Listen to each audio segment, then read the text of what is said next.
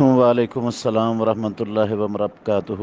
میری بہن نے بہت پڑھا ہے اور بہت علماء سے پوچھا ہے، لیکن جن سے پوچھا ہے اور جو پڑھا ہے مجھے نہیں سمجھ آئی کہ کہاں انہوں نے بہت پڑھا ہے۔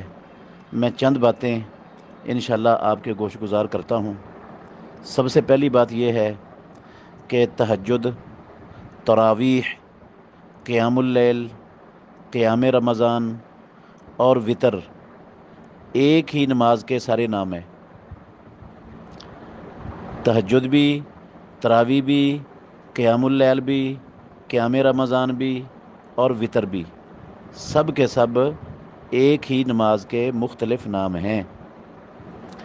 اس کی چند ایک دلیلیں میں آپ کے سامنے رکھتا ہوں، آپ اس پر ٹھنڈے دل سے غور کرنا۔ پہلی دلیل یہ ہے کہ نبی مکرم صلی اللہ علیہ وسلم نے اپنی پوری نبوی زندگی تہجد اور تراویح الگ الگ، علیحدہ علیحدہ نہیں پڑھی۔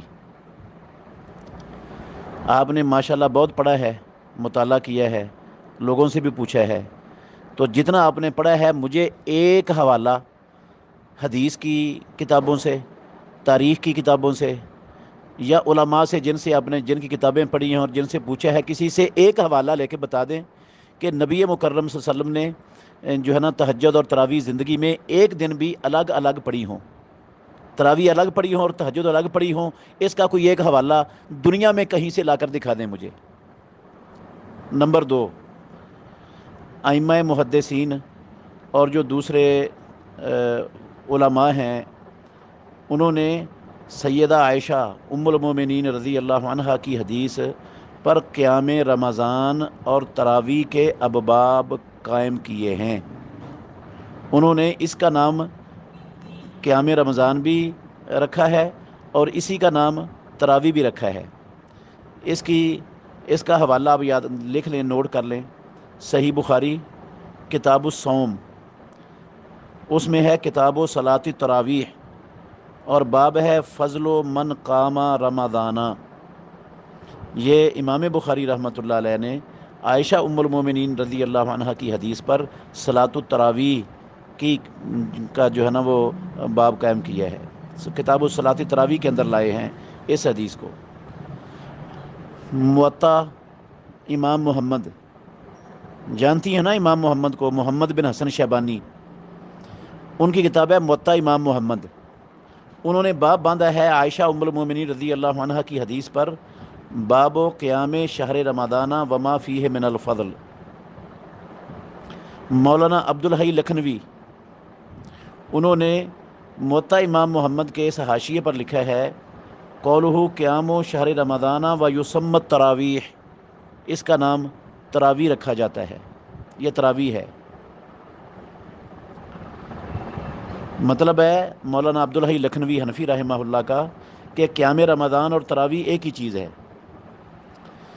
اسی طرح السنن الکبریٰ، امام بہقی رحمۃ اللہ علیہ کی کتاب ہے، وہ اٹھا لیں، اس میں ہے باب ما رویہ فی عدد رکعات القیام فی شہر رمضان۔ تو یہ محدثین ہیں، ائمہ ہیں، رسول اللہ صلی اللہ علیہ وسلم کی احادیث کو نقل کرنے والے۔ انہوں نے حتیٰ کہ احناف بھی ہیں، میں نے دو احناف کے حوالے پیش کر دیے آپ کے سامنے، یہ کہتے ہیں کہ یہ ایک ہی قیام رمضان اور تراویح ایک ہی چیز ہیں۔ تیسری بات، متقدمین میں سے، یہ بات آپ نے مطالعہ کیا، میں اصل یہ آپ کو بتا رہا ہوں، متقدمین میں سے کسی ایک محدث یا کسی ایک فقیہ نے یہ نہیں کہا کہ اس حدیث کا تعلق نماز تراویح کے ساتھ نہیں ہے۔ دنیا کے جتنے فقیہ اور محدث گزرے ہیں قدماء، متقدمین، ان میں سے کسی ایک کا دنیا کی کتابوں سے اور دنیا کی تاریخ سے، دنیا کے مولویوں سے لے کر مجھے ایک کا نام بتا دیں جنہوں نے یہ بات کہی ہو کہ اس کا تعلق تراویح کے ساتھ نہیں ہے، اس کا تعلق صرف تہجد کے ساتھ ہے۔ کوئی ایک عالم کا نام بتائیں دنیا سے، متقدمین میں سے، چاہے وہ فقہا ہوں اور چاہے وہ ائمہ محدثین ہوں۔ چوتھی بات، اس حدیث کو بہت سے علماء کرام نے 20 رکعتوں والی جو موضوع اور منکر حدیث ہے اس کے مقابلے میں بطور معارضہ پیش کیا ہے۔ یہ پیش کرنے والے معارضے کے طور پر اس حدیث کو 20 رکعت کی موضوع اور منکر حدیث کے مقابلے میں وہ ہیں علامہ ذیلعی حنفی۔ کتاب ہے ان کی نصب الرایہ، جلد نمبر 2 صفحہ نمبر 153۔ اسی طرح علامہ ابن حمام الحنفی، کتاب ہے ان کی فتح القدیر، جلد 1 صفحہ 467۔ علامہ عینی حنفی، عمدۃ القاری شرح صحیح البخاری، جلد نمبر 11 صفحہ 128۔ حافظ بن حجر عسقلانی رحمہ اللہ، الدرایہ، جلد نمبر 1 صفحہ نمبر 203۔ اسی طرح علامہ سیوطی الحاوی للفتاوی، جلد 1 صفحہ 334۔ ان سب ائمہ نے یہ عائشہ ام المومنین رضی اللہ عنہا والی حدیث کو پیش کیا ہے اس حدیث کے خلاف جو موضوع اور منکر حدیث ہے، جس میں آیا کہ رسول اللہ صلی اللہ علیہ وسلم 20 رکعتیں پڑھتے تھے۔ پانچویں بات، ام المومنین عائشہ رضی اللہ عنہا، ان سے سوال کرنے والے نے قیام رمضان کے متعلق سوال کیا تھا کہ رسول اللہ صلی اللہ علیہ وسلم کا رمضان میں قیام کتنا ہوتا تھا، جس کو تراویح کہتے ہیں۔ تہجد کی نماز کے بارے میں سائل نے سوال ہی نہیں کیا تھا، لیکن ام المومنین سیدہ عائشہ رضی اللہ عنہا، انہوں نے جواب میں سوال سے زائد نبی کریم صلی اللہ علیہ وسلم کے قیام رمضان اور غیر رمضان کی تشریح فرما دی۔ اس حدیث سے 11 رکعت تراویح کا ثبوت یہ صریحاً ثابت ہو گیا۔ چھٹی بات، جن لوگوں کا یہ دعویٰ ہے کہ تہجد اور تراویح علیحدہ علیحدہ دو نمازیں ہیں، ان کے اصول پر نبی مکرم صلی اللہ علیہ وسلم نے 23 رکعت تراویح پڑھی، جیسا کہ ان لوگوں کا عمل بھی ہے، اور اسی رات کو 11 رکعت تہجد بھی پڑھی، جیسا کہ ان کے نزدیک صحیح بخاری کی اس حدیث سے یہ تہجد کو پر لگاتے ہیں نا، تو تراویح الگ پڑھی نبی صلی اللہ علیہ وسلم نے 23 رکعتیں، اور 11 رکعتیں تہجد آپ نے الگ پڑھی۔ اچھا، یہاں پر اشکال یہ ہے کہ اس طرح تو یہ لازم آتا ہے کہ ایک رات میں آپ نے 2 دفعہ وتر پڑھے، حالانکہ نبی مکرم صلی اللہ علیہ وسلم نے منع فرمایا ہے۔ آپ نے فرمایا لا وتران فی لیلۃ، ایک رات میں 2 وتر نہیں ہوتے۔ اس حدیث کے بارے میں امام ترمذی کہتے ہیں ھذا حدیث حسن غریب، چونکہ رسول مکرم صلی اللہ علیہ وسلم کے قول اور فعل میں تضاد نہیں ہو سکتا، لہذا یہ ثابت ہو گیا کہ آپ صلی اللہ علیہ وسلم نے رات میں صرف ایک وتر پڑھا ہے۔ آپ صلی اللہ علیہ وسلم صرف 11 رکعت آپ سے ثابت ہیں، 23 رکعتیں آپ صلی اللہ علیہ وسلم سے ثابت ہے ہی نہیں، اور 11 والی روایتوں میں صرف 11 والی روایت ہی ثابت ہے، 23 اور 11 والیوں میں سے صرف 11 والی ثابت ہے۔ اس لیے تہجد اور تراویح میں فرق کرنا باطل ہے، باطل۔ ساتویں بات، مولانا انور شاہ کاشمیری دیوبندی ہیں، انہوں نے یہ تسلیم کیا ہے کہ تہجد اور تراویح ایک ہی نماز ہے اور ان دونوں میں کوئی فرق نہیں ہے۔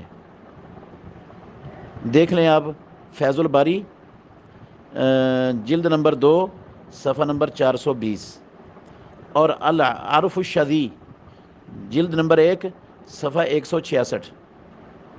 یہ ہمارے بھائیوں کے گھر کی گواہی ہے۔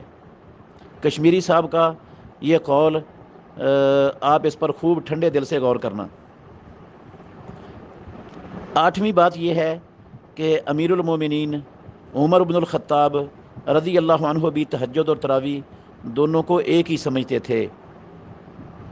آپ نے اس کی تفصیل جاننا ہے تو آپ فیض الباری شرح صحیح البخاری مؤلفہ مولانا انور شاہ کاشمیری دیوبندی حنفی، جلد نمبر 2 صفحہ نمبر 420 نکال کر پڑھ لیں۔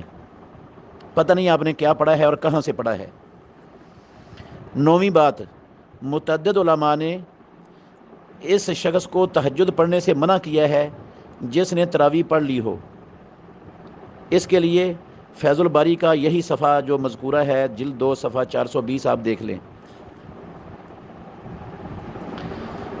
10ویں بات یہ ہے کہ جابر بن عبداللہ رضی اللہ عنہ ان کی روایت ہے، صلی بنا رسول اللہ صلی اللہ علیہ وسلم فی رمضان 8 رکعات والوتر، رسول اللہ صلی اللہ علیہ وسلم نے ہمیں رمضان میں 8 رکعتیں اور وطر پڑھائے۔ تو یہ رسول اللہ صلی اللہ علیہ وسلم تو رمضان میں بھی اتنا ہی پڑھتے تھے، غیر رمضان میں بھی اتنا ہی پڑھتے تھے۔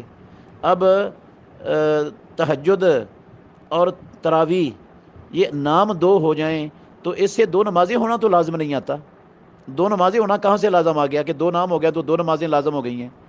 اب سنت اور نفل یہ ایک ہی نماز کے 2 نام ہیں، وہی نفل ہے وہی سنت ہے۔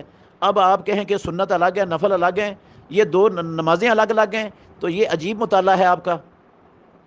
اللہ تعالیٰ آپ کو صحیح بات سمجھنے کی توفیق عطا فرمائے۔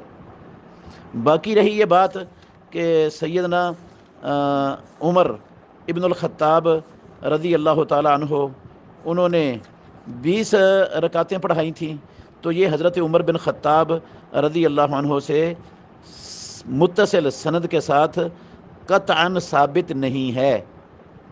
یحییٰ بن سعید انصاری اور یزید بن رومان کی جو روایتیں ہیں وہ منقطع ہیں، اور اس کا اعتراف بہت سے حنفی، دیوبندی، تقلیدی علماء نے کیا ہے۔ تو حضرت عمر رضی اللہ عنہ نے نہ تو 20 رکعتیں پڑھانے کا حکم دیا، نہ خود حضرت عمر رضی اللہ عنہ سے امیر المومنین سے 20 رکعتیں پڑھنا ثابت ہیں، اور نہ ہی عمر رضی اللہ عنہ امیر المومنین کے سامنے لوگوں کا ایسا کوئی عمل کرنا ثابت ہے۔ تو ضعیف اور منقطع روایات یہ دلیل نہیں ہوتی، ان سے کوئی چیز ثابت نہیں ہوتی۔ میں اللہ کے فضل سے علی وجہ البصیرت کہہ رہا ہوں، کسی ایک صحابی سے صحیح سند کے ساتھ جو سند متصل بھی ہو 20 رکعتیں پڑھنا ثابت نہیں ہے۔ آپ دوبارہ مطالعہ کریں اپنا، اور اپنے اساتذہ سے علماء سے دوبارہ پوچھیں، مجھے ایک صحابی کا نام لے کر ایک صحیح اور متصل سند پیش کر دیں کہ فلاں صحابی نے 20 رکعتیں پڑھی ہیں، ورنہ سیدنا عمر بن الخطاب رضی اللہ عنہ اور صحابہ کے ذمے وہ بات مت لگائیں جو انہوں نے کی نہیں ہے۔ یہ بہت بڑا گناہ ہے، بہت بڑی زیادتی ہے یہ۔